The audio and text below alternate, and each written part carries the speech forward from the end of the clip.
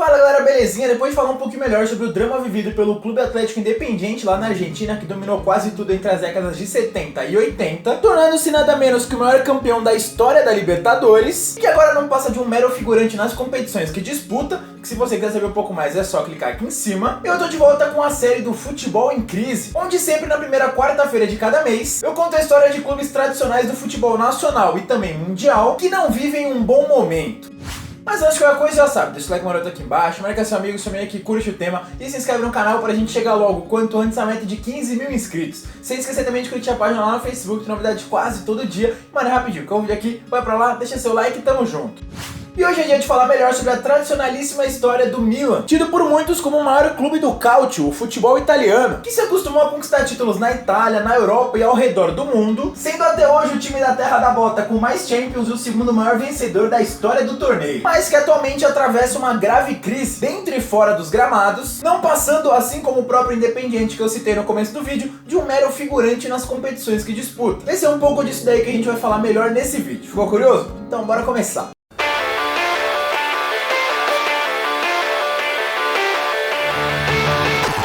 O Milan, na verdade, começou como um clube de cricket, quando três britânicos, Kilpin, Alisson e Davis, propuseram a ideia a dois homens de negócios, Alfred Edwards e Herbert Kilpin. Foi quando, em 13 de dezembro de 1899, sob a presidência do Edwards, nasceu o Milan Cricket Football Club.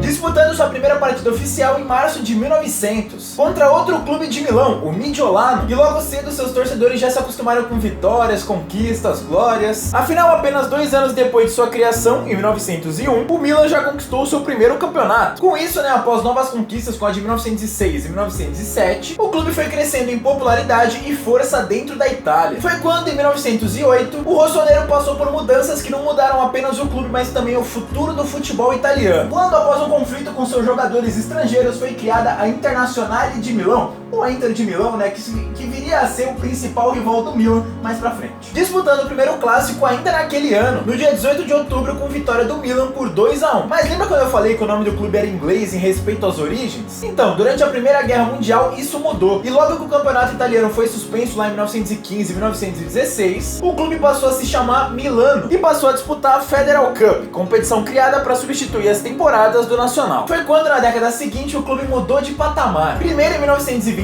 com a construção do estádio San Siro, um presente do então presidente do Milan, Piero Pirelli. E sobre esse estádio há algumas histórias interessantes e curiosas. Afinal, logo na partida de inauguração, a Inter humilhou o Milan pelo placar de 8-1, diante de um público de 35 mil espectadores. Com isso, apesar de ter sido construído para ser a casa do clube rossoneiro, a Inter rapidamente passou a chamar o San Siro de casa também. Foi quando, em 1980, ele foi renomeado para Giuseppe Meazza, um astro que brilhou nos dois rivais de Milão. Mas o Milan prefere continuar chamando de San Siro, enquanto o lado azul e preto de Milão prefere esse novo nome. Agora, voltando à linha narrativa da história do Milan, poucos anos depois, já em 1938, o clube oficializou definitivamente o seu nome para a Associação Calcio Milan, atravessando logo na sequência uma grave crise dentro e fora de campo, vivendo aquele período de vacas magras, não conquistando nada até 1950, ficando nesse meio tempo no máximo em terceiro no campeonato italiano. Mas aos poucos o clube foi ressurgindo, foi se reestruturando, até vencer a sua primeira Liga dos Campeões na temporada 1962-1963, batendo ninguém menos que o então campeão Benfica de Eusébio na grande final por 2-1, com 2 gols do brasileiro naturalizado italiano Mazzola. A Raul,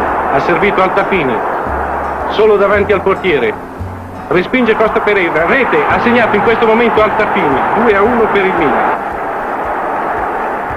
Repetindo a dose em 69, agora vencendo o Ajax de goleada na grande final, pelo placar de 4-1, sendo bicampeão, conquistando depois o Mundial pela primeira vez sob Estudiantes da Argentina. Durante essas décadas aí de 50 e 60 foram nada menos que 6 escudetos italianos. Ou seja, o Milan deixou pra trás os tempos de crise e voltou com tudo, certo? Mais ou menos. Isso porque depois que Gianni Rivera, o homem que carregava o time nas costas, se aposentou em 79, o clube se viu no meio de um escândalo de manipulação de resultados, que na época época, em 1980, ficou conhecido como Totoneiro. E aí, como consequência disso, o Milan acabou sendo rebaixado à Série B do italiano. Tudo por conta da participação de 2 jogadores e do então presidente Felice Colombo. Com isso, na temporada 80-81, o Milan disputou pela primeira vez na sua história a segundona do Calcio, conquistando o título com larga vantagem, somando nada menos que 50 pontos em 18 vitórias. Mas se engana quem pensa que a crise parou por aí. Logo na temporada seguinte, na 81-82, quando o Rossonero voltava à elite, o clube fez uma campanha bem fraca e acabou sendo rebaixado de novo, subindo novamente no ano seguinte, enquanto a Juventus continuava dominando tudo nacionalmente. Sendo justamente após o fim dessa era negra do Milan que surgiu um tal de Silvio Berlusconi, um empreendedor italiano que passou a administrar o clube em 1986. E é bem aqui que começa uma nova era nessa história do Milan.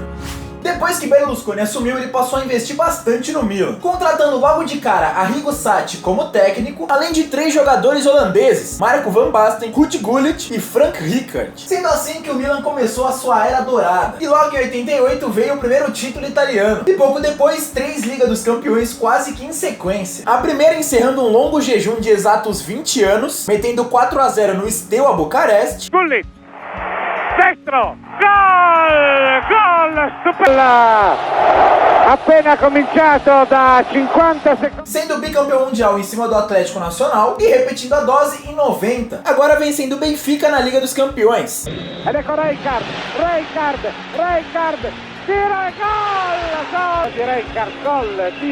E depois o Olímpia na decisão do Mundial. Aí, já sob comando do técnico italiano Fábio Capello, que já tinha atuado pelo Milan como jogador, foi a vez de voltar a ser campeão nacional. Agora de forma invicta, ostentando nada menos nesse período aí, uma sequência incrível de 58 vitórias consecutivas. Voltando logo depois a fazer história na Liga dos Campeões. Em 94, para ser mais exato, atropelando o Barcelona por nada menos que 4-0. Donadoni in penetrazione, fuori Massaro, gol! Gol del Milan, strepitosa azione e gol di Massaro, ancora lui, ma stavolta è stato Nadal e Savicevic gli ruba la palla e poi segna un gol incredibile, strepitoso il gol di Savicevic, eccezionale prodezza, ci lascia veramente di stupido. Aí, 2 aninhos mais tarde, o clube voltou a conquistar o Scudetto, o seu 15º na história, mesmo ano em que o Fábio Capello acabou deixando o Milan e foi pro Real Madrid. Foi quando os rossoneiros conheceram o Mr. Oscar Tabares, atual técnico do Uruguai. Foi quando começou uma verdadeira troca de cadeiras no clube italiano. Ao final daquele ano, Tabares foi substituído por Arrigo Sacchi, que por sua vez deu lugar novamente a Fábio Capello na temporada 98, sendo tetracampeão italiano nesse período, contando inclusive com a conquista de 99. Foi quando, mesmo com alguns títulos relevantes, as coisas começaram a dar errado de novo pro clube de Milão, começando com o ano de 2003, quando rolou meio que um Calcio dentro da Champions, com o Milan eliminando a Inter nas semifinais pelo gol fora e depois sendo campeão sobre a Juventus nos pênaltis por 3-2. But another blocking save, and it's goalkeepers who are making the headline. A left footer. Voltando a perder a taça do Mundial, agora pro Boca. Pra piorar, lembra do Totoneiro, aquela polêmica lá de manipulação de resultados? Pois bem, ela voltou e o Milan se viu novamente associado. Agora em 2006, naquele mesmo caso que rebaixou a Juventus à Série B. Pelo menos dessa vez o Rossonero não caiu, mas perdeu 15 pontos e foi banido das próximas edições da Champions. Só que aí o clube apelou contra essa punição e teve sucesso, reduzindo apenas 8 pontos e conseguindo a liberação para jogar a Liga dos Campeões, que na edição de 2007, logo depois, foi vencida, sim, pelo Milan, sobre o Liverpool na vingança de 2005, agora por 2-1 com 2 gols de Filippo Inzaghi.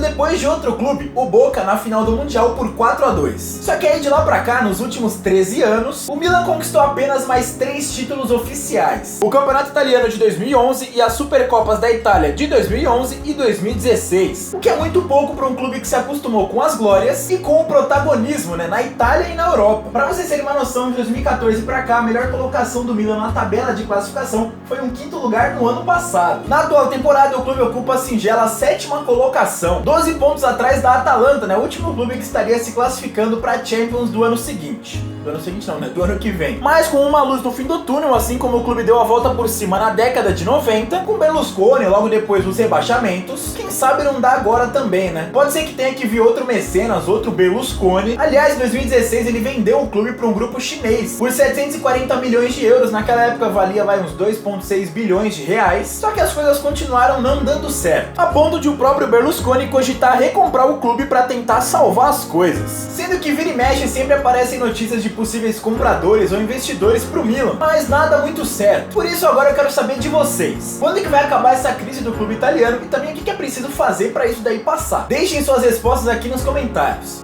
Bom galera, por hoje é isso, espero que vocês tenham gostado. Não vou me alongar muito não, porque o vídeo ficou um pouquinho longo, a bateria da câmera tá acabando. Então é isso daí, é nóis, tamo junto. Ficou mais de praxe aqui no final, vou deixar a playlist do Futebol em Crise pra você ver todos os vídeos que eu já fiz desse estilo nessa série, contando histórias de clubes nacionais, mano, tem de vários clubes nacionais, tem de seleção também, e clubes internacionais, como foi o caso de hoje. Lembrando que na primeira quarta-feira do mês de maio, eu volto com mais um capítulo dessa série aqui. Enquanto isso, de domingo, vocês vão acompanhando os clássicos pelo mundo. Fechou? É nóis, tamo junto e se inscreve no canal.